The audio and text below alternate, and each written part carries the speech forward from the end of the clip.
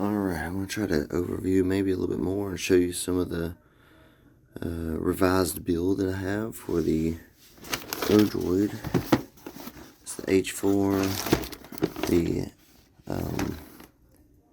basically a GameCube case, power supplies in there, and this particular wireless gamepad.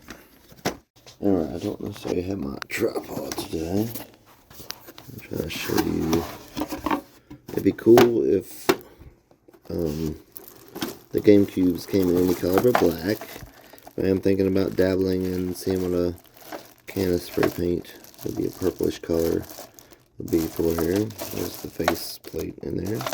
We'll get that all taken apart. Really not much difference about the Odroid H series. There's, you know, the H1, 2, 3, and now 4.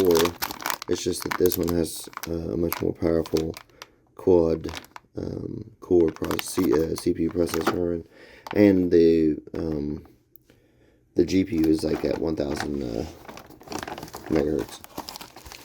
So I have DDR5 RAM, which also makes this thing faster. I'm putting an NVMe drive in it, and 3D printed this little wonderful thing to fit right on top. The battery I plugged in here has a little adhesion on the back. I typically rotate it around, tuck that cable down, and put it on the side of the networking USB port here. That usually gets it out of the way. Once you tuck this wire down and it's adhered to that, then no other parts and pieces that you could have, anything is in the way. One of the things I really want to talk about is the fact that this is a fantastic case, and I get why they did it, because, you know, this system will finally play GameCubes at full speed. What I think would be interesting, this exact board here, if you see, it has the two buttons on the front that act like these buttons. There's a power button and a function button, and then you got this ribbon cable that plugs into the board that does the power, and then one other thing.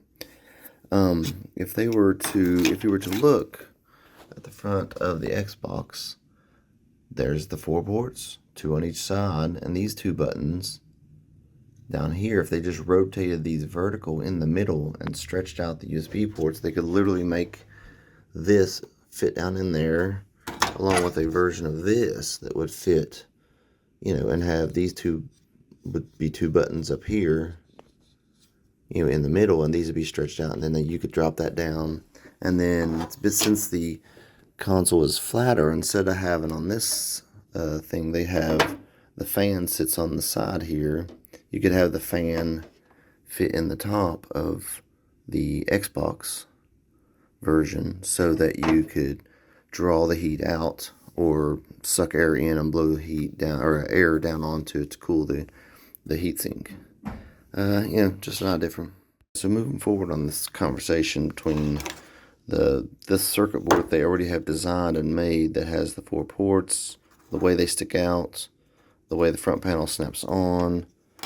Here is an Xbox version of, you know, what could potentially be. So I'm going to hide this item, and then here you have that slot with a motherboard looking similar to this, that's sticking the USB ports through it, and then your power button and everything are above each other, where these 2 power ports will be right there, and then you'd have those right in the front, and you'd have your USBs right there accessible, power button, function button maybe at the bottom, a little bit smaller, and then you'd have your Odroid H4 here with your back panel, which would look just like this piece. You wouldn't even have to change this piece, just have this slide in the back of the Xbox.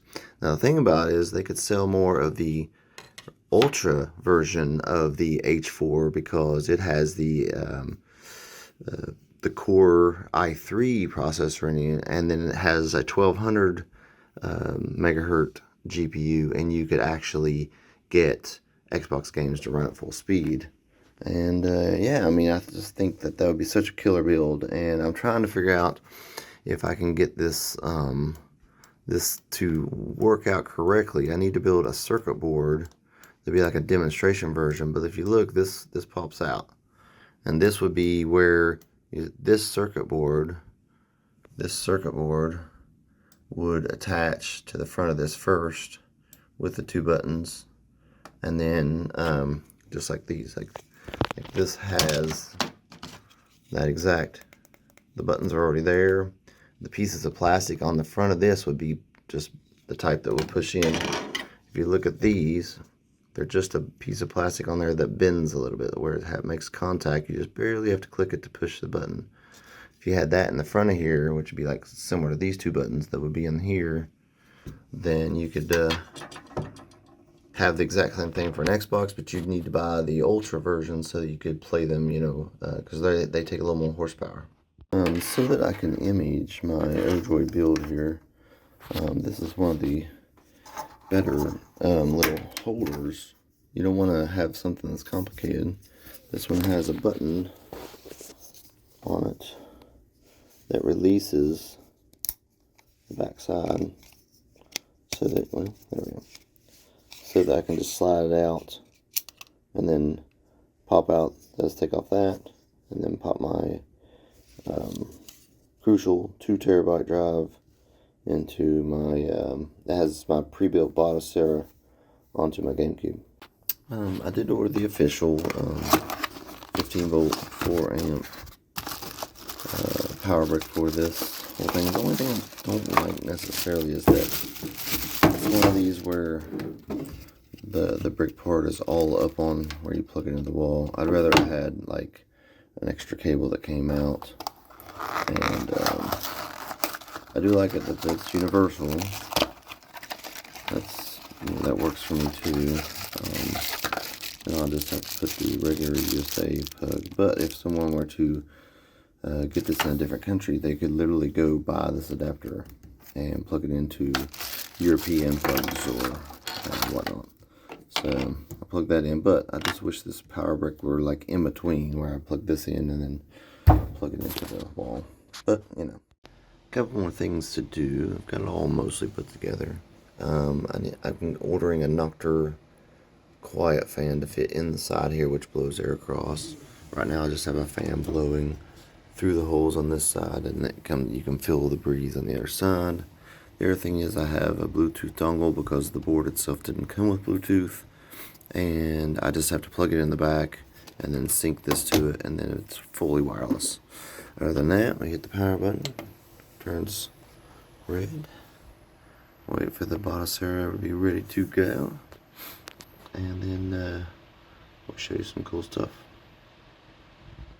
So one of the things I've changed is I made sure it has, this is kind of like a full NIN build. So 1084 NES, 600 I think Game Boy, 807 SNES, 322 X64 N64s. There's the Game Boy Color 500 some. There's the original 575 GameCube games I have on here. These 275 Japanese GameCube, and then we got 1071 Game Boy Advance, 171 Wii, 252 Nintendo 3DS. Now this other one I'll probably have to blur out, which is the next one over. Both emulators that we know of are installed on it, but it is fully functioning.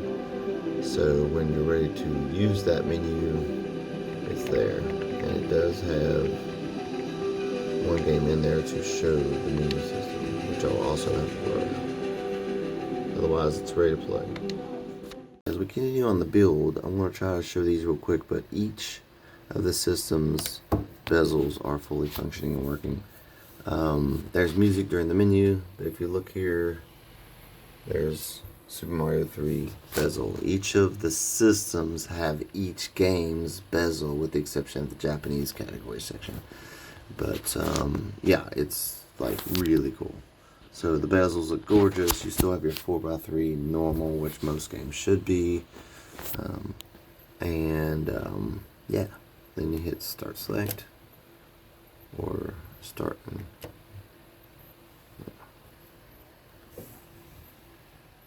Let's try Super NES game. See what we get for. Check it out. Super Street Fighter bezels on the Super NES.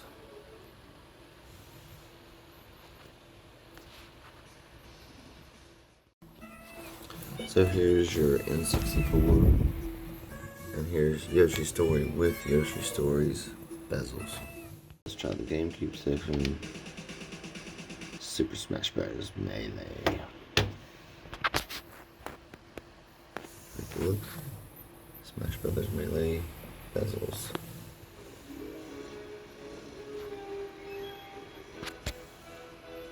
Hit the start button. And we're there.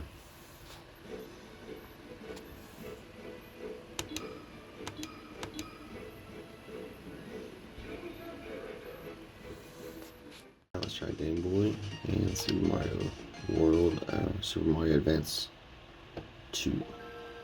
Oh, it has the Game Boy bezels and the bottom piece too, so it squishes the whole thing into there, so it looks like you're actually holding the Game Boy. It's really cool. This one, but here's Kid Icarus 3DS. Has its own bezel. It looks so cool. Before I finish the video too, this secondary here comes up as a mouse on all the touchscreen functions. So if you want to, for the most part, you don't need to with a lot of buttons. But when you need to use the select, use this right thumbstick, and you're able to move around in the window and select whatever you need to. That would be a touchscreen functionality.